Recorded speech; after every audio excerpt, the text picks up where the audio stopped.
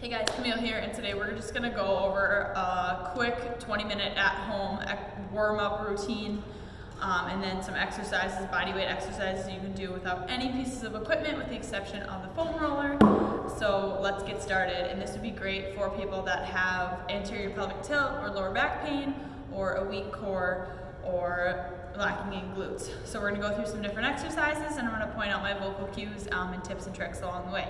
So first, let's get started with foam rolling our TFL. So those are those stubborn front pockets. So normally I would do a whole plethora of foam rolling, especially if you're at home.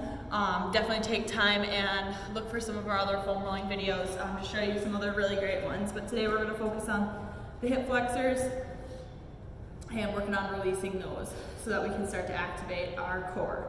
So we're laying on our side, this leg comes up in front, this hand is here so that I can kind of pick my body up. I'm going to place my hip on the foam roll and then I'm going to roll forward. I'm trying to find that little front pocket like you have on jeans.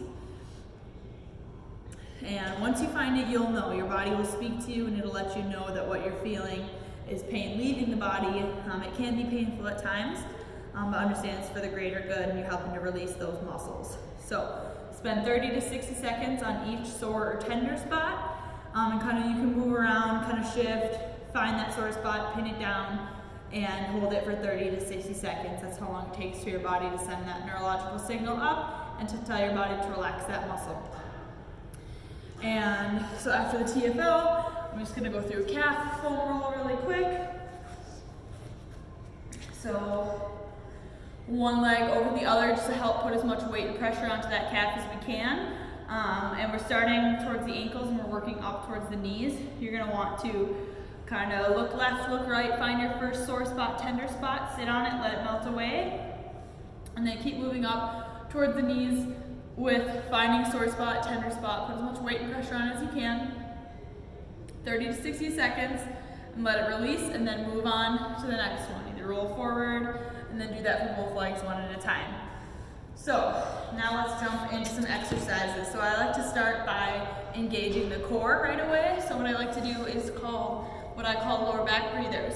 So we're gonna lay on our back, and when we inhale, we're gonna let that lower back come up. So you can see my hands coming all the way through my lower back right now. And then when I exhale, I want that lower back to get flat, pressed down into the ground, and feel the lower core talking to each other. Inhale, lower back up. Full exhale, press the sides of the lower back down, flat into the ground, and you'll feel that abdomen talk to each other, start to come online. Inhale up. Exhale down. And now we're keeping that same pressing motion, keeping it pressed flat down. What you're going to do is take your heel and slide it out, just hovering away from the ground with both legs. Keeping it again nice and flat, pressed down to the ground, keeping that sucked in, not letting that lower back come up as we extend it. It's going to be really tempting to do that. Inhale up, exhale down, heel extension out, let it hover, feel those abs come online. Slow and steady. And return, and you can toggle going back and forth with that. The way I like to take this movement to the next level is with heel taps. So you bring your butt up, your feet up, and you're going to tap your heels down to the ground. Again, keeping that same lower back pressure, keeping that lower back pulled tight to the ground. You're going to tap your heel down and bring it back.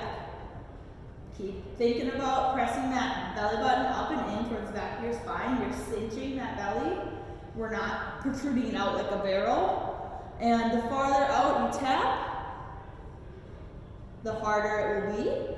So go at your own pace and recognize when your body's trying to cheat and compensate. So your body will go from being 90-90. If it wants to cheat, it'll choke this knee up, which can be totally fine at the time, but just be aware of how your body is compensating for your exercises by keeping that lower back down. And knowing what to look for. So if your knees are coming up as this leg's going down, maybe tap a little bit less far before you move on to the next exercise. Or try to extend that out. Keep that lower back engaged. Next, we're gonna do some dead bugs. Again, it's a similar version of what we just did, but now we're gonna throw the upper body into the mix. That's gonna be a little bit more challenging for your brain than it is for your body. So we're gonna do arms up, legs at 90-90, and we're gonna do opposite arm. hovering on the foot, back together, opposite leg, back together. So as you can see, nothing is ever crossing my middle line. My hands are staying either here or back, and my legs are either at 90 or hovering.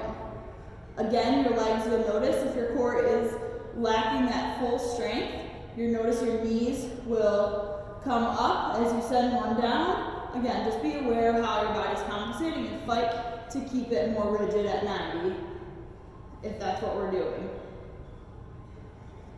Okay, moving on to knee crunches, knee slide crunches. So what we want to do is, same position we were just in, put your hands on top of your knee, and what we're going to do is we're going to exhale as we crunch up, slide our hands to the tops of our knees.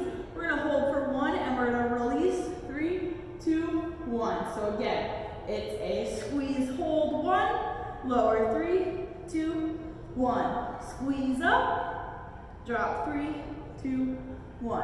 When we're doing crunches, we don't just want to be flying by trying to do this powerful movement.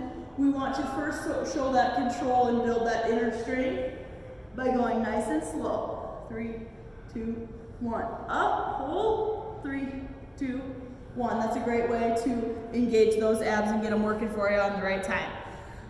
Next, so that would be for something more upper abs. What we're going to do next is going to be for lower abs.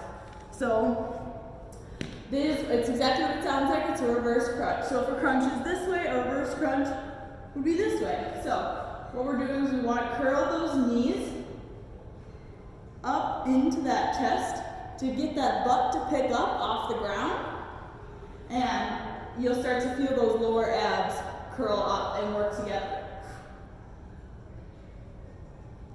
So you'll curl that butt up off the ground. Those are reverse crunches. The next thing would be crunch and hold. This helps to bring the lower abs and the upper abs and start making those two talk to each other. So what that looks like is bring your knees up, again, keep that lower back nice and flat. Arms around your head, elbows in, and you're gonna crunch, hold, 2, 3, 4, 5, 6, 7, 8.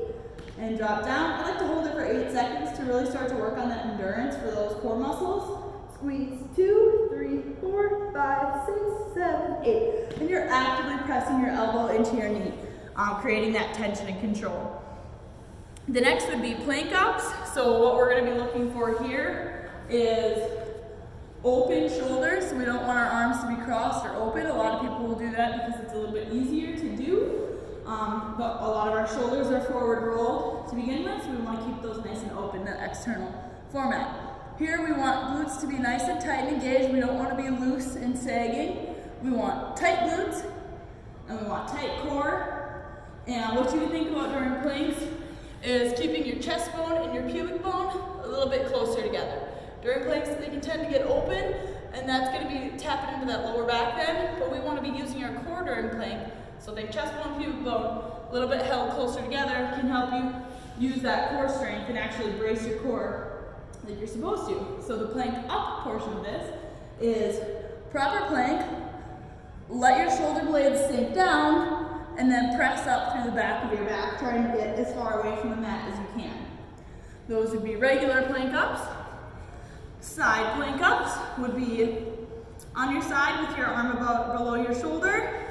Our body's nice and straight, we're not in any bananas. And we're going to hip drop, up, hip drop, up. As you notice, my shoulder isn't in a weak shoulder, it's in a strong shoulder. Strong and supported by my muscles. So we're letting it drop and up. So that is a side plank up. Next is going to be bird dogs. So we're getting our hands below our shoulders and our knees below our hips, nice shoulder width apart. And it's just like doing a dead bug, but it's going to be the opposite side of our body. So we're going to have this right arm coming out and this left leg going back straight. And so we're trying to get this glute and this shoulder and our core to start working on the same time. So we're going to go opposite, back together, opposite, back together. We don't want that lower core to drop or cave at all. We want to keep it as if we had a hot cup of coffee sitting on your back. Trying to keep it as stable as possible. The next would be butt bridges. So you'll go back to on your back position. Your feet are about 6 inches away from your glutes. Your toes are pointed just slightly out. It can vary person to person, so find out where you feel your glutes the most and do that. And then drive your hips up. Again, we're gonna go at that same tempo of squeeze for 1, drop, 3, 2, 1, squeeze up, 3, 2, 1, squeeze, hold, 3, 2, 1. We're trying to get as much squeeze in our glutes as we possibly can. And then moving on would be a single leg hamstring. So one leg up in the air, in the same position. We're gonna do the same thing, getting our hips up, but this time we should feel a shift from our glute down into our hamstring. And that's where you should feel that squeeze. And the last one would be on my side, and I'm trying to hit that outer glute to activate that. Keep your core nice and stable, keep those hips nice and vertical so we're not rolling forward or backwards, and we're gonna bring that heel up and back to kind of a 30-degree angle. So we're not doing the stereotypical clamshell, where actually my foot is traveling back and up, and I'm trying to hit that back pocket of that glute and not have my quad chime in and steal the show. So get that glute to squeeze, really take your time and focus on what muscle you're squeezing, and make sure that you know what muscle you're supposed to be hitting during this movement and if that muscle is lighting up within yourself. Hopefully this helps to walk through it. What I would do is do each of these exercises, pause the video as I go along, and do them for 10 to 12 reps at a time, and do that 3-4 times, or for whatever time you have allotted. You don't always have to have a full hour to get a good workout in. This is gonna keep and start to strengthen some of those muscles that are really important for your overall posture and well-being. So hopefully this was helpful, and check out some of my other videos. We'll see you guys next time. Bye.